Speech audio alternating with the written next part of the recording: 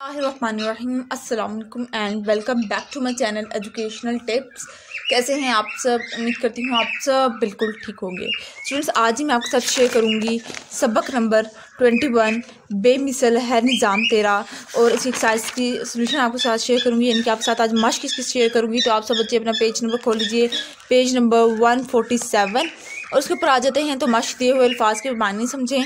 पहला है जी, दिलदाद शौक रखने वाला, अर्ज ज़मीन, बिगाड़ खराबी, मदार चांद या सितारों वगैरह के गर्दिश की जगह, जसामत किसी चीज़ का फैलाव, हजूम गर्दिश, चक्कर, नबातात पेड़ पौधे जो ज़मीन से उगते हैं, साकिन ठहरा हुआ, गैर मुतहरिक।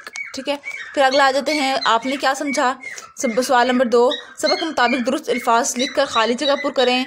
हम हवा से ऑक्सीजन हासिल करते हैं। अल्लाह ताला ने हर जानदार शे पानी से बनाई। सूरज एक सितारा है। सूरज रोशनी और हरकत का सबसे बड़ा ज़रिया है। अल्लाह ताला इस कायनात को मुनज़्ज़म अंदाज में चला रहा है। फिर आ जाते हैं सवाल नंबर 3 पर। सबक के मुताबिक दुरुस्त जवाब के गिर्द दायरा लगाएं।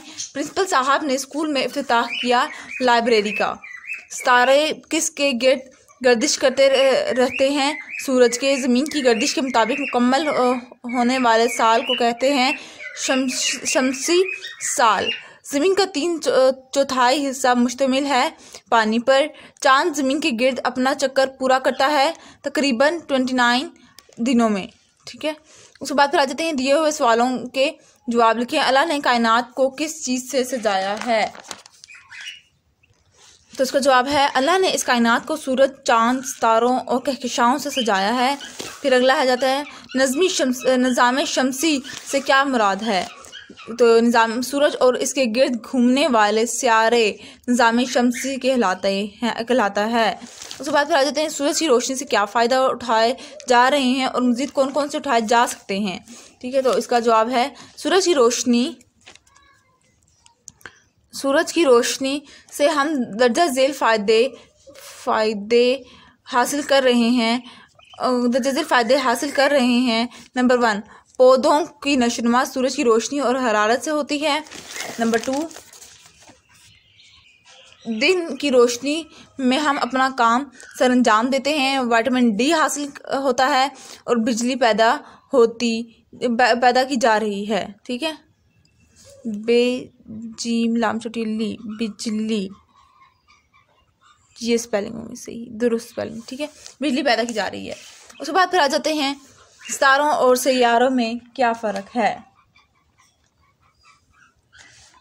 अच्छा, उससे पहले हमारे पास उन्होंने ये वाला सवाल से पहले एक तो ये हो गया ना, सूरज की रोशनी से क्या फ़ायदे उठा रहे हैं। अब कौन कौन से फ़ायदे उठाए जा सकते हैं? शमसी तवानाई को महफूज करके अपने मुल्क की मईशत को बेहतर कर सकते हैं। ये मज़ीद फ़ायदा हम उठा सकते हैं। ठीक है, अगला सवाल था हमारा, सितारों सैयारों में क्या फ़र्क है? सितारों की अपनी रोशनी और हरारत होती है और ये अपनी जगह साकिन होते हैं। सैयारों की अपनी रोशनी नहीं होती और ये हर वक्त गर्दिश करते रहते हैं। फिर आ जाते हैं हम लोग नज़्म ज़ब्त की 5 मिसालें लिखें।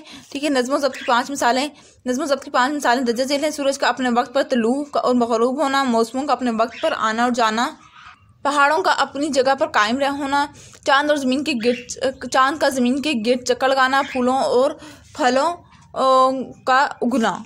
ठीक है जी, उसके बाद फिर आ जाते हैं मिलकर बात करें, आपस में बातचीत करें और बताएं कि दिन और रात के आने जाने में हमारे लिए क्या बेहतरी है।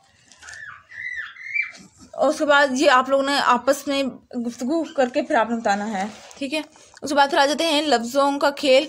तो मिसाल के मुताबिक दिए हुए अल्फाज के हरूफ अलग अलग करें और दरमियान वाले हरूफ से एक नया लफ्ज़ बनाकर इसके एराब लगाएं। ठीक है, जिसमें तश्कील उन्होंने कहा है, काफ आता है दरमियान में, कफ़ायत नया लफ्ज़ बन गया। तहसीन, इसके सीन आता है बीच में साद। हकीकत के इसके अंदर आएगा, छोटी ही आता है बीच में, तो इसका जमन हो जाएगा। मुश्तमिल, ते आता है तजवरी। उसके बाद फिर आ जाते हैं इसके अंदर बे आता है बाज। मुताल्लिक के अंदर आ जाता है आइन अलामत। ठीक है जी, उसके बाद फिर आ जाते हैं कवायद सीखें। दिए हुए वाहिद अल्फाज की जमा और जमा के वाहिद। नुक्ता, नकात, शे, अशिया, दस्तावीज़, दस्तावीज़ात, नेमत, नेमतें, स्यारचा, स्यारचे, निशान, निशानात। ठीक है जी।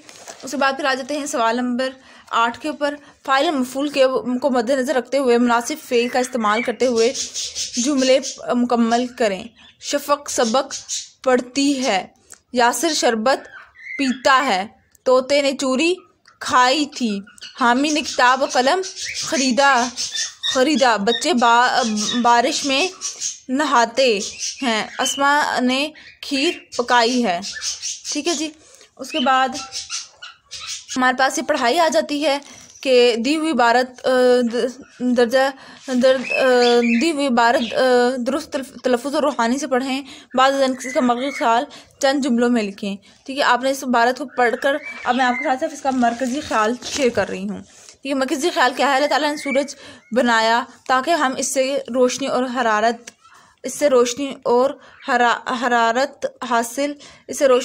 हासिल कर सकें। सूरज की रोशनी से फसलों और पौधों की नशोनुमा होती है। अल्लाह ताला की ही वो ज़ात है जो मौसमों की तब्दीली और दिन रात का बदलना और इस कायनात को बेहतर तरीके से चलाने वाला है। ये इसकी इबारत का मरकज़ी ख्याल था। तो यहाँ पर यह भी हमारा लेसन भी ख़त्म हुआ। बेमिसल है निज़ाम तेरा। आई होप सो आपको आज की मश्क समझ आ गई होगी और आप सब ने अपनी ये वाली जो मश्क है जो अपनी कॉपी पे भी नोट डाउन कर ली होगी। मिलती हूँ किसी और वीडियो में। दुआ में याद रखिएगा, अपना ख्याल रखिएगा। अल्लाह हाफ़िज़।